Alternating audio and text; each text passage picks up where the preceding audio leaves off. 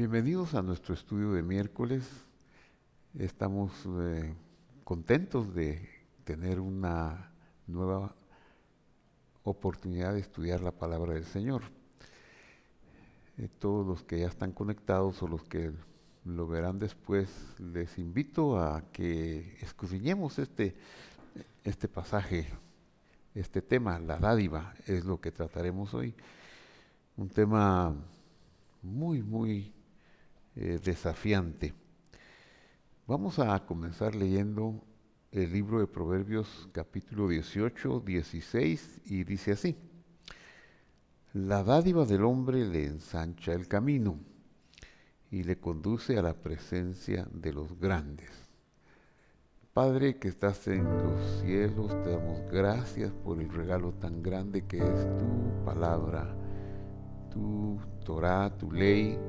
Gracias, Señor, porque es la donación mejor que pudimos haber tenido de tu parte, y te rogamos que nos des entendimiento sobre este pasaje para que podamos captar este mensaje tuyo de la dádiva. Ilumínanos con tu Santo Espíritu poderoso en el nombre de Jesús. Amén. Muy bien. Bueno, este versículo es impresionante y lo vamos a analizar. Ocurre que cuando lo vi en las escrituras originales de hebreo, me sorprendió que la palabra camino no aparece. Por lo general, la palabra camino en hebreo es derech, y yo esperaba ver derech, le ensancha el derech, y me asombró. Y entonces vi las traducciones, la mayoría de las traducciones al castellano dicen camino, le ensancha el camino. Eso me hizo reflexionar y meditar. Entonces, ¿por qué el traductor le agrega la palabra camino, que no está en el original? Lo que aparece en el original es la palabra yarjib,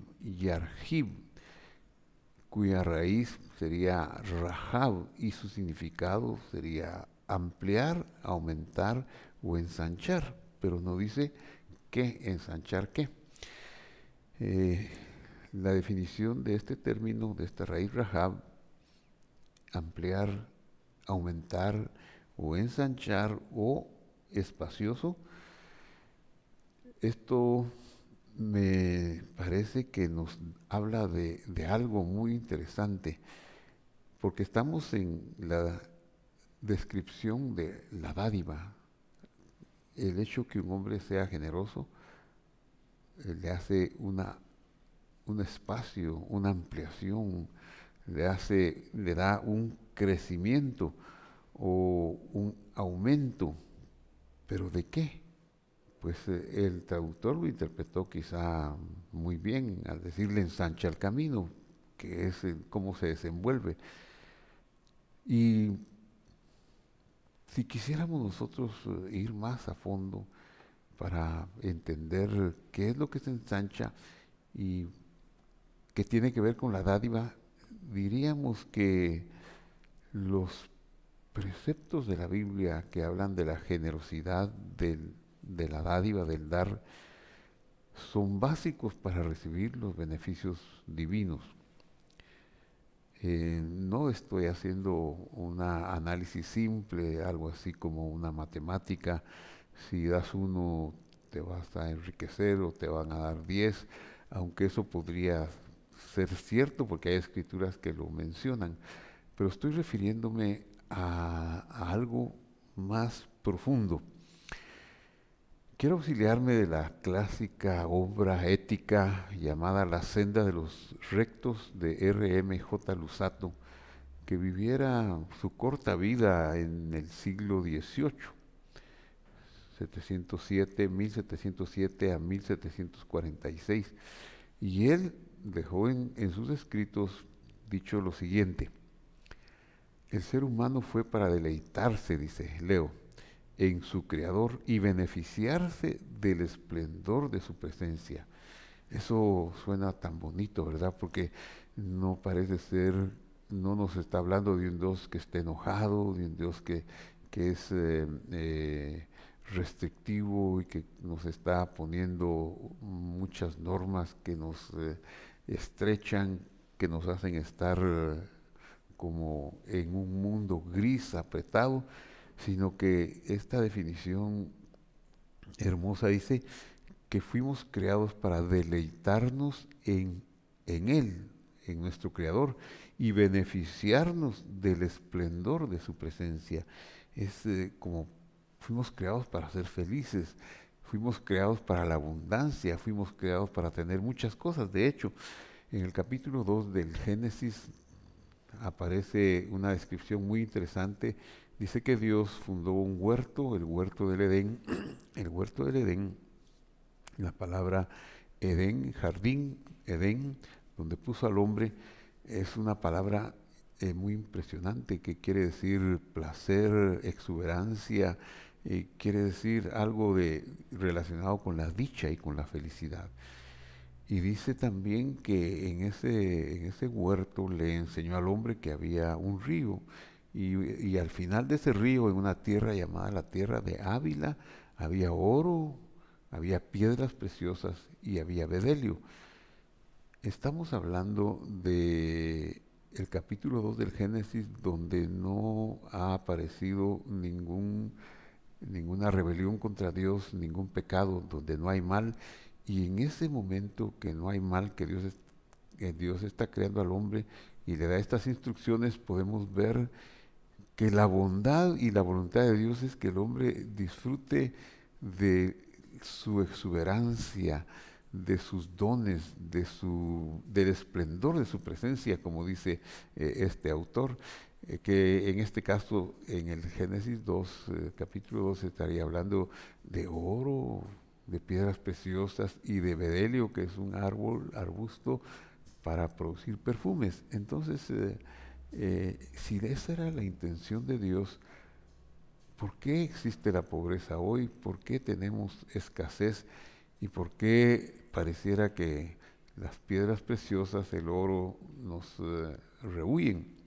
Eso es lo interesante. Entonces, claro, sabemos la razón por qué hay escasez y es por la intervención del árbol del otro conocimiento que nos cautivó la mente para ponernos en separación de Dios y apartarnos de esa exuberancia que Él había dado. Sin embargo, aún hoy podemos tener acceso a esa plenitud y exuberancia, porque Dios no cambia, Él no ha dejado de querer que nosotros nos complazcamos en el esplendor de su presencia, pero debe haber una forma, debe haber un método o un camino para alcanzarlo.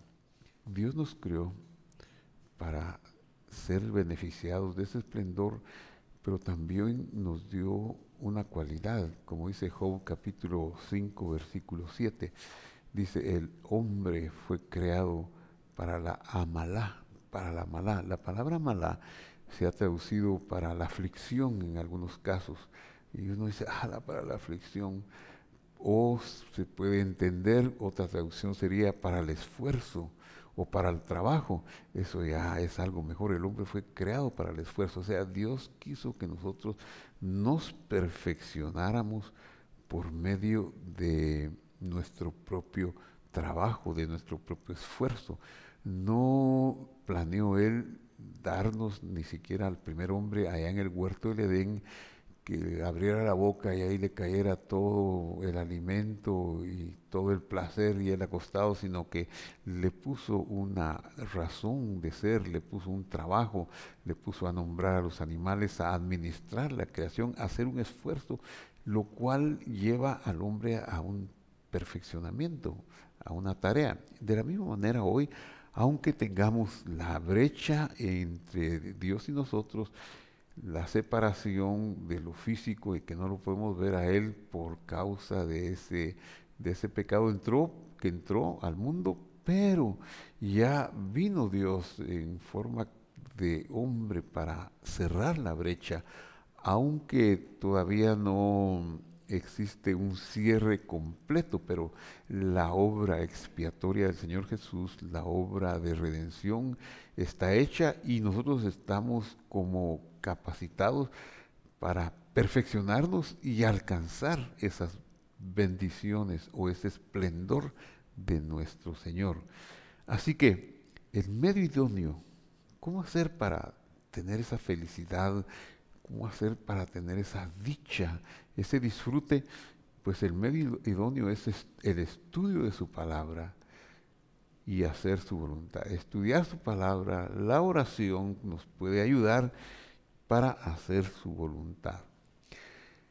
¿Y qué es su palabra o qué es su voluntad? Pues son sus preceptos. La salvación nos es dada por regalo, por promesa, porque Él lo prometió. La redención es de igual manera una obra divina que está concluida y consumada. Pero la forma de vivir la vida mientras Él retorna y perfecciona el mundo donde estamos completamente, nosotros ahora tenemos una tarea, y la tarea es de perfeccionarnos y perfeccionar nuestro mundo. Nos decepcionamos a veces porque vemos que no camina y vemos que todo el esfuerzo muchas veces que hacemos gana tan poco terreno. Pero no nos desanimemos, sigamos adelante con esa practicidad de los preceptos divinos, porque cuando conocemos la palabra y sus preceptos, nosotros nos ensanchamos como un recipiente cada vez más grande. ¿Un recipiente de qué? Para recibir las bondades de Dios, para recibir el beneficio de Dios, para recibir el esplendor de su gloria. Entonces, la cantidad de beneficios que nosotros tengamos o la vida abundante que podamos recibir del Señor depende de la capacidad que tengamos de recibirla. Si nuestro vaso es muy pequeño o si tiene fugas, pues Dios siempre está dando y está dando, porque esa es su característica, dar y dar y dar, pero no la vamos a retener. Siempre vamos a estar lamentándonos de que no tenemos vida plena, de que tenemos escasez. No vamos a disfrutar esa plenitud que Él quisiera. Entonces necesitamos hacer algo, cambiar nuestro modo de ver las cosas, en lugar de vernos como un Dios que nos está azotando, que nos tiene esclavizados. Eso es la peor mentira que pudiéramos tener, un Dios que quiere nuestra pobreza, nuestra enfermedad. Eso es imposible, Dios no quiere eso. Lo que sucede es que vivimos en un mundo donde hay pobreza, donde hay enfermedad y hay necesidad. Eso no viene de Dios. Dios lo que hizo fue el huerto y su voluntad fue: aquí hay oro, aquí hay plenitud, aquí hay perfumes, aquí hay sanidad, aquí está lo mejor.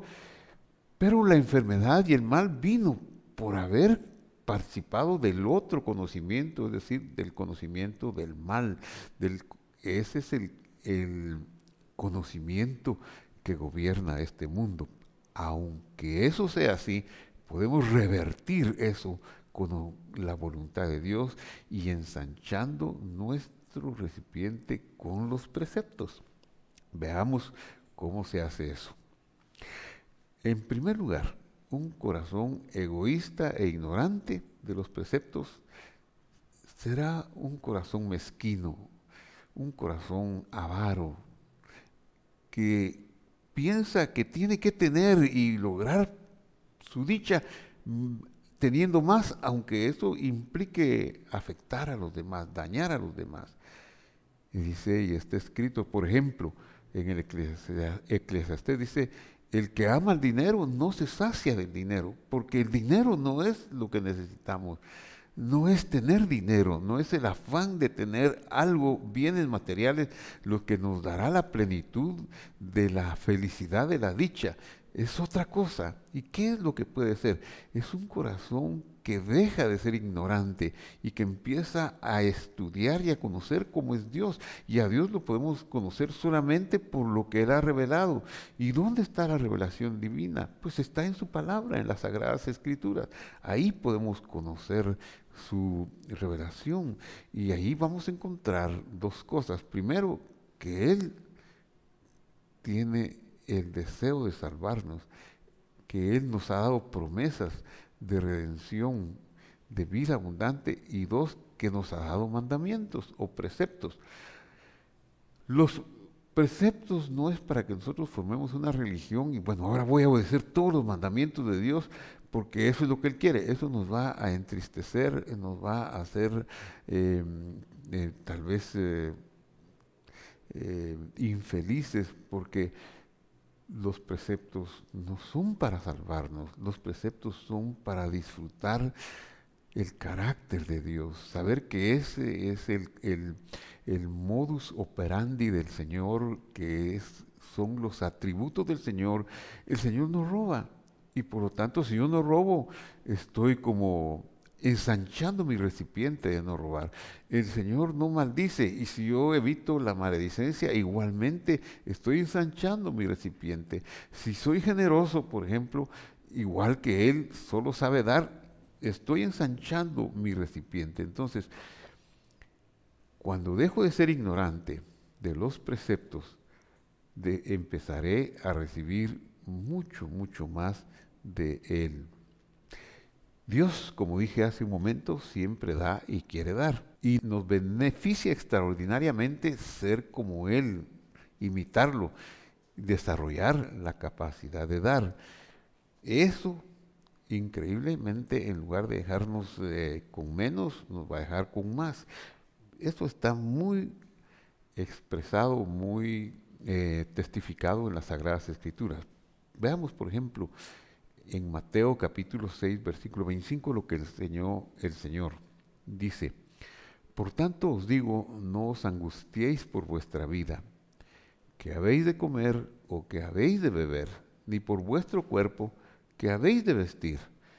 Lo primero que tenemos que quitar de nuestra mente y de la carga emocional es el temor a la escasez, el temor a la carencia, porque ese temor a la carencia nos puede encaminar mal, nos puede hacer explotadores de otros y muy insensibles de las necesidades ajenas. Pero aquí hay unas palabras que si las creemos, si las aceptamos, si las practicamos, vamos a confiar en Dios. No que solo es de abrir la boca para recibir, porque ya dije que en el huerto, aún en el huerto del Edén, al principio, la felicidad y la abundancia y la riqueza estaba a la orden del día, pero Él introdujo al hombre, a la humanidad, a ese huerto para que lo trabajara, para que se esforzara, para que a través del esfuerzo y de la labor,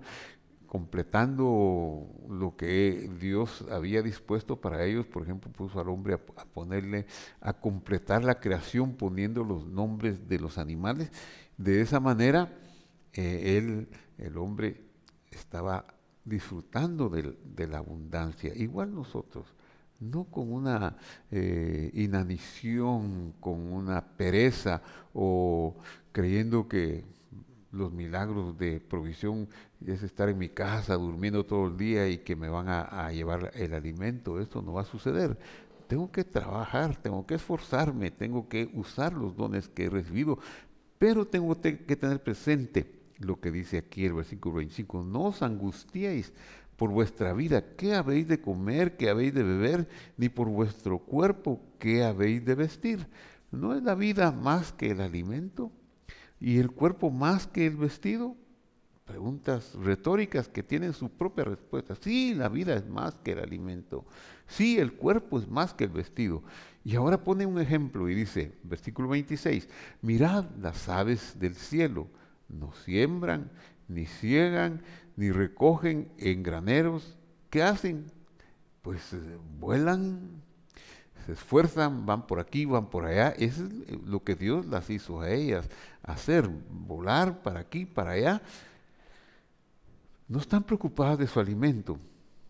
Sin embargo, vuestro Padre Celestial las alimenta. Qué tremendo, ¿verdad? Claro, hay aves domésticas que les damos el alimento nosotros, pero ¿cuántas aves aún en nuestras ciudades modernas? ¿Cuántas palomas? ¿Cuántos pajaritos? Muchos, de muchas tonalidades. En la casa hemos tenido higos, higueras y nísperos y nos han visitado, pero cantidad de hermosos pajaritos con cánticos preciosos. Y vivimos en medio de la ciudad, en una colonia. ¿De dónde vienen? No sabemos, pero qué hermoso es verlos y a veces pues nos compite con el fruto de algún árbol, pero qué hermoso es ver la creación de Dios en acción. Dios también le da a ellos. Dios las alimenta, y ellos vuelan, van y comen. Nosotros de igual manera deberíamos tener esa tranquilidad, trabajar, hacer la labor, pero saber que quien nos alimenta es el Señor. Y concluye el versículo 26 diciendo, ¿no valéis vosotros mucho más que ellas? La respuesta está implícita en la pregunta porque es también retórica. Sí valemos más que ellas. Verso 27 de Mateo 6. ¿Y quién de vosotros podrá, por mucho que se angustie, añadir a su estatura un codo?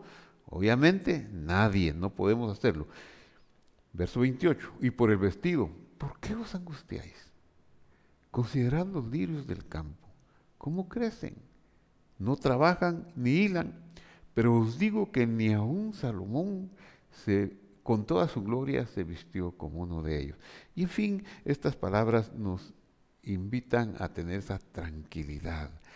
Porque, dice el verso 30, y si la hierba del campo, que hoy es y mañana se quema en el horno, Dios la viste así, ¿no hará mucho más por vosotros? Por nosotros que valemos más que la hierba o más que las aves. Hombres de poca emuná, fe es emuná. ¿Qué quiere decir poca emuná o poca fe?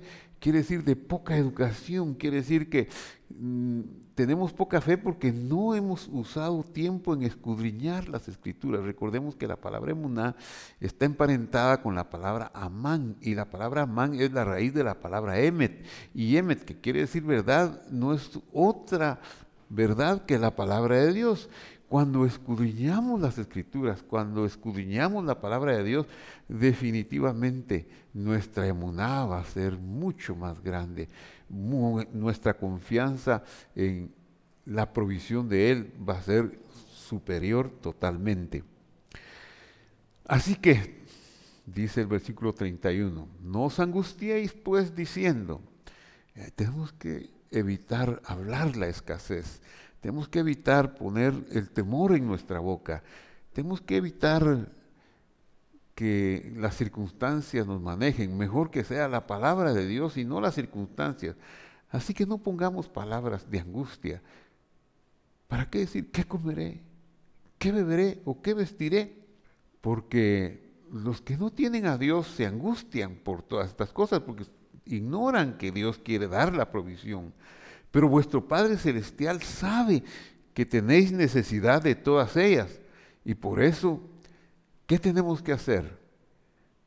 Escudriñar las Escrituras, poner en primer lugar el reino de Dios. No hablo de religión, de estar según la costumbre de mi comunidad, los domingos, los miércoles, ahí en un lugar. Ahora, pues a veces es difícil, ahora por el tráfico o la pandemia nos ha evitado, entonces diríamos, ¿cómo lo voy a hacer? Pero no está hablando de eso. No está hablando de que hagamos una religión. Lo que está diciendo es que nosotros conozcamos a Dios, conozcamos las leyes del reino y todas estas cosas serán añadidas. Conozcamos sus preceptos, los vivamos y los practiquemos. Así que no os angustiéis por el día de mañana. Muy bien. Como la saga de los estudios de miércoles es sobre el Evangelio de Juan, Después de haber visto Proverbios y estas escrituras maravillosas de Mateo, ahora quiero ir a Juan, al Evangelio de Juan, en aquella cena de la noche en que el Señor Jesús fue entregado, para ver en la forma práctica lo que está sucediendo. Veamos. Dice así, 13:18, no hablo de todos vosotros. Yo sé a quienes he elegido, pero debe cumplirse la escritura. El que come pan conmigo alzó el pie contra mí. Él está hablando de un acontecimiento lamentable como es la traición de uno de sus discípulos. Y él lo sabe. Y sigue diciendo el verso 19, desde ahora os lo digo antes que suceda, para que cuando suceda, confirméis que yo soy quien os he dicho que soy. De cierto os digo, amén, amén, sería el de cierto, o verdadero es, o palabra de Dios, os digo, el que reciba al que yo envíe, me recibe a mí, y el que me recibe a mí, recibe al que me envió. Habiendo dicho esto, Jesús se conmovió en espíritu y declaró, de cierto, amén, amén, verdadero es, Dios ha dicho, os digo que uno de vosotros me va a entregar. Qué impresionante. Es impresionante ver lo que dice este versículo 21, que se conmovió cuando declaró que lo iban a entregar. Y uno dice, pero si Él puede evitarlo, si Él es Dios. No, es que puede evitarlo, pero el amor de Él por nosotros no va a permitir que lo evite, porque si Él evita esa traición y si Él no va a la cruz, nosotros nos quedamos en la penumbra, en la oscuridad, en la tragedia del reino de la serpiente, de la infelicidad. Nunca tendríamos esperanza. Pero para que Él vaya, para que Él cumpla la obra de redimir a la humanidad, a los suyos, razón por la cual vino, es necesario que alguien lo traicione, es necesario que alguien lo entregue, es necesario que haya quienes lo laceren, lo escupan, lo lastimen, lo crucifiquen, lo dañen. Eso es necesario que se haga. Y por eso se conmueve. No es que él esté incapacitado de defenderse, es que ese es el tiempo del silencio de Dios. Y ese silencio, en cierta medida, en estos días que estamos viviendo, también está presente. En estos días, Dios sufre con nosotros, Dios se conmueve con nosotros cuando tenemos escasez. Nos dejó su palabra para que nos sirva de mapa para conducirnos al destino correcto, de consuelo, de medicina, de salud, para ensanchar nuestro recipiente y recibir su esplendor. Pero no lo hace de otra manera, no hace quitando el mal, no hace desapareciendo la escasez o la enfermedad. Eso no está en el programa de Dios, porque este es el tiempo del silencio, cuando el autor del mal, de la escasez, del dolor, de las guerras, el causante de las guerras, de la humanidad y del sufrimiento, sea capturado y puesto, enjuiciado finalmente y puesto en el lago de fuego, y se acaben todas aquellas cosas producto de su maldad. Entonces no habrá más mal en el santo monte de Dios, entonces no habrá enfermedad. Entonces el león y el cordero estarán juntos, el niño estará en la cueva de la serpiente, las espadas se cambiarán por rejas de arado, y no habrá mal en ningún lugar del mundo y del universo. Pero para eso falta el retorno del Señor. ¿Por qué falta? No lo sé. No sé por qué sigue habiendo un silencio de Dios, que todavía nosotros tenemos que saber que tenemos que enfrentarlo, pero enfrentarlo con sus preceptos, con su palabra, con el conocimiento de su verdad y con el ensanchamiento de nuestra vasija para que todos los dones de la alegría, de los milagros, vengan a nosotros. Por esa razón se conmueve y no dice, este malvado es, y córtenle la cabeza. Ese ambiente dado en la cena a los discípulos los deja perplejos. Entonces, los discípulos se miraron, verso 22, unos a otros, dudando, ¿de quién habla? Si Él nos escogió, somos 12, los 12 nos parecemos, los 12 estamos identificados con su ministerio, ¿de quién habla? Y uno de los discípulos, al cual Jesús amaba, estaba recostado al lado de Jesús. Recordemos que la comida de hace 2000 años en el Medio Oriente no era en mesas como las nuestras, esto es algo más moderno, eran reclinatorios con una fuente en el centro, y entonces uno estaba recostado al lado, parecía recostado cerca de aquel y este recostado del que le seguía, y así en una rueda. No es una mesa como modernamente lo pensaríamos nosotros. Uno de los discípulos al cual Jesús amaba estaba recostado al lado de Jesús. Veamos esta escena. A este que estaba recostado, que estaba cerca de Jesús y por lo tanto tenía la oportunidad de hablarle más quedamente, le hizo señas otro discípulo. ¿Quién? Simón Pedro. Le hizo señas para que le preguntara, ¿quién era aquel de quien hablaba? Preguntarle quién lo va a entregar. Porque todos estamos aquí pensando, ¿seré yo? ¿Quién? ¿Será que yo voy a entregarlo si ni siquiera tengo la intención? O haciéndose preguntas así, pero preguntarle quién es.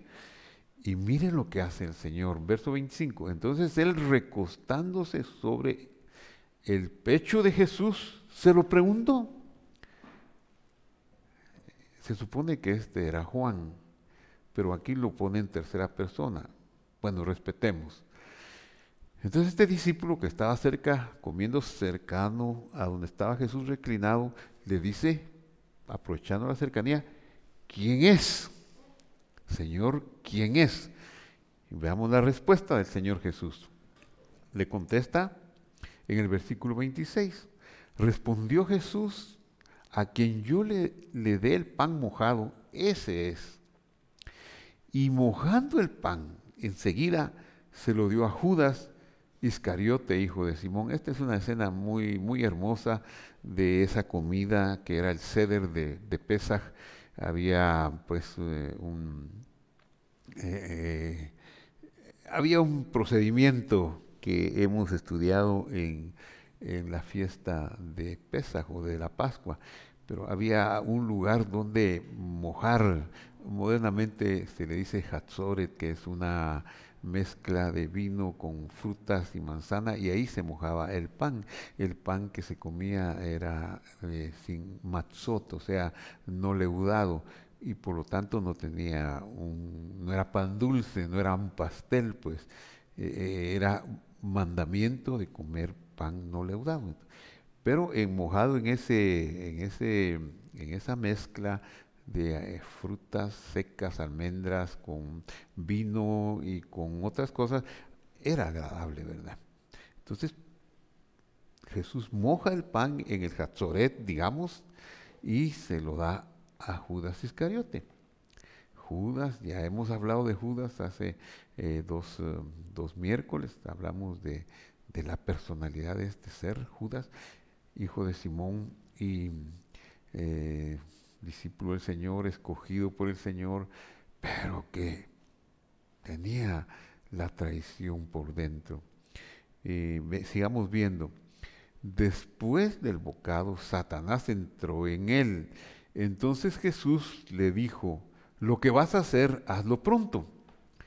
¿Qué le está diciendo el Señor Jesús? Le dijo, bueno, ya que la traición, Satanás, yo sé, eso lo sé desde que te amé.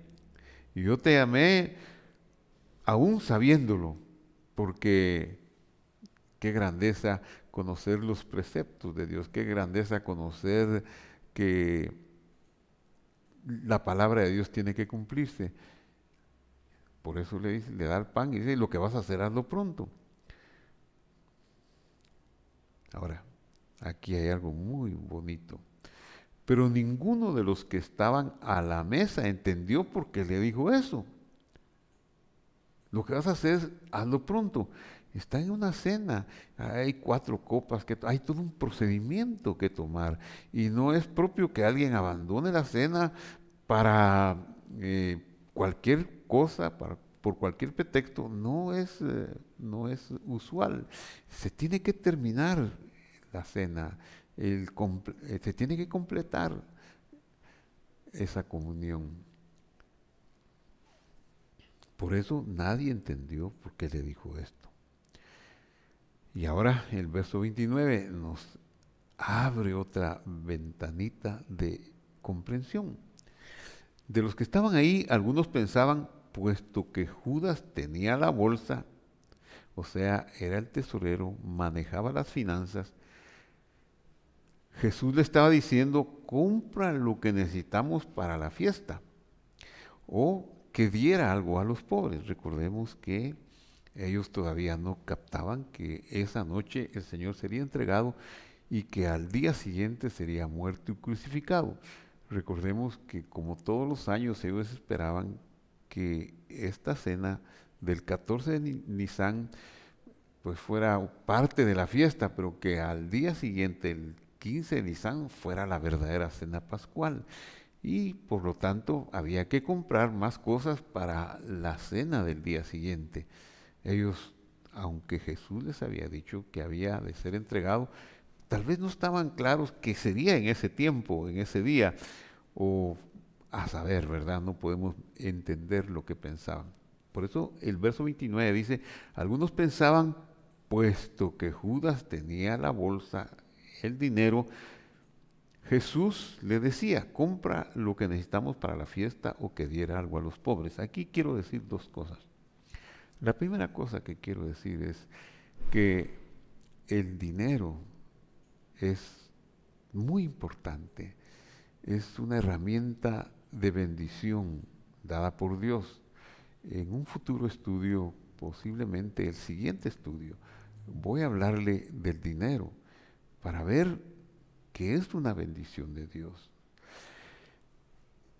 Y con él se pueden obtener muchas cosas.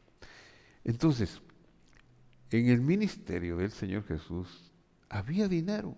Capítulo 8 de Lucas dice que algunas mujeres muy importantes y de medios económicos abundantes aportaban dinero al ministerio del Señor Jesús.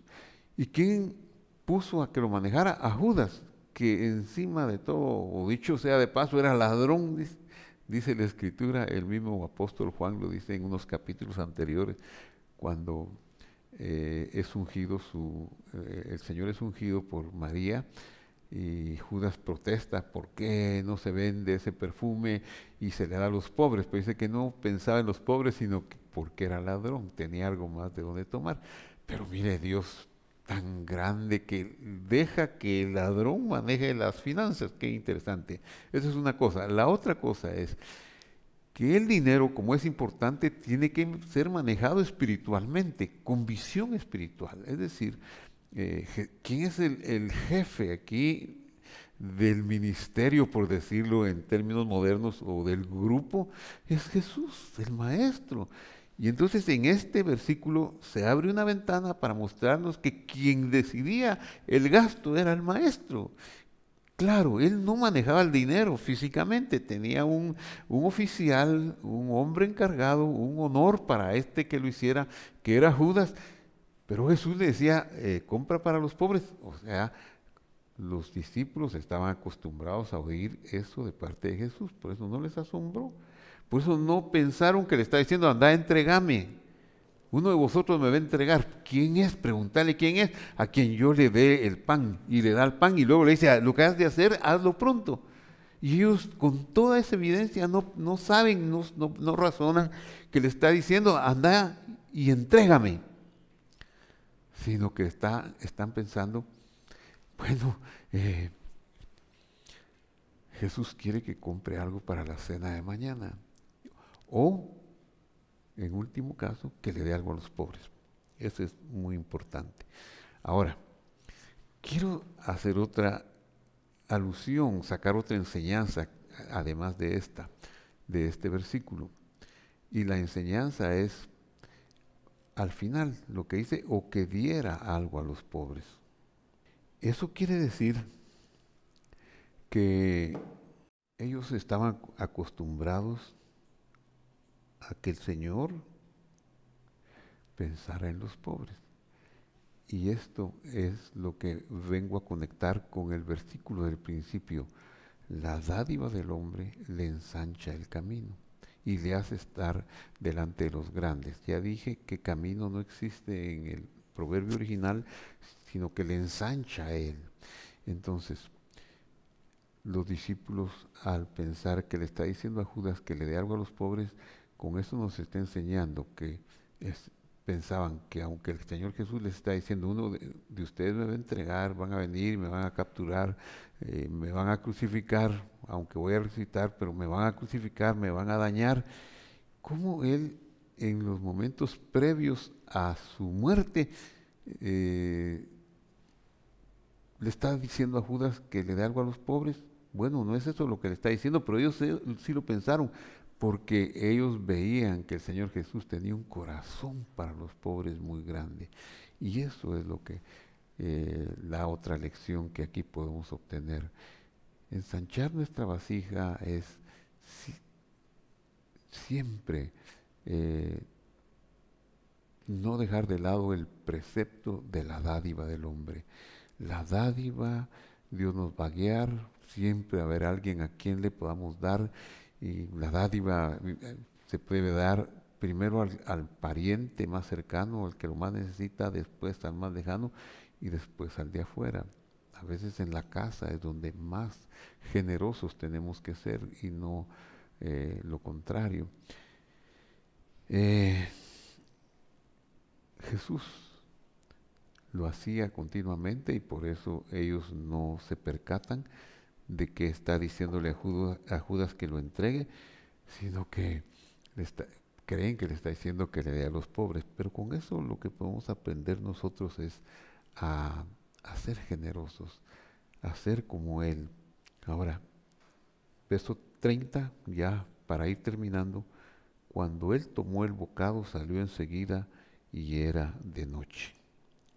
Ya estaba la oscuridad sobre la tierra. Querido televidente de las plataformas de YouTube o de Facebook, ensanchemos nuestra vasija con los preceptos de Dios. No temamos a la escasez, porque nosotros no nos ganamos el sustento. Dios es el que nos sostiene. Trabajamos porque el hombre fue creado para el amal, para el esfuerzo. Dios puso al hombre en el huerto del Edén para que lo labrara, lo protegiera y lo trabajara. Y de igual manera las aves hacen su labor, van de aquí para allá, pero Dios les da el sustento. Los lirios solo crecen y Él los viste de buena manera. Si dejáramos de poner nuestra atención exagerada, nuestra angustia en qué comeremos y en qué beberemos, creo que viviríamos más abundantemente, más de milagros. Eso sería como aprender a disfrutar del esplendor para el cual fuimos creados. Dios nos creó para mostrarnos su esplendor y su beneficio, y lo hizo de manera que nosotros nos esforcemos en nuestra propia perfección. No podemos perfeccionarnos sin el conocimiento de la verdad que es su palabra, sin la práctica de su voluntad, que serían sus preceptos, dentro de los cuales la dádiva es uno de los más importantes. Por eso el tema de hoy es la dádiva, como nos la enseña el Señor Jesús. Gracias le doy a Dios por haber culminado esta enseñanza y voy a cerrar con una oración. Padre que estás en el cielo, gracias te damos por tu palabra que nos dirige, nos enseña tan provechosamente, y quiero pedirte, Señor, que nos des entendimiento en esta enseñanza, para que nuestra vasija se amplíe de tal manera que cada día nuestra capacidad de recibir tus beneficios, tu esplendor, sea creciente y creciente hasta el grado de ya no tenerle miedo a la escasez ni a la necesidad, y ya no sacar palabras en nuestra boca que tengan que ver con la angustia del comer, del vivir, del existir, sino que tengamos palabras de gratitud, porque tus dones,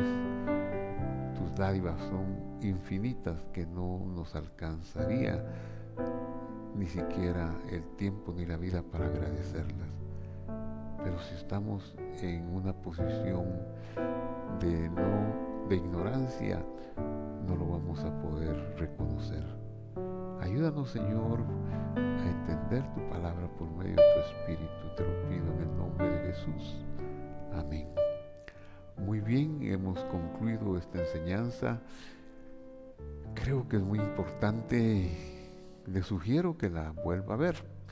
Y si le gustó, compártala con alguien más. Y también le invito a darle un clic a nuestro canal.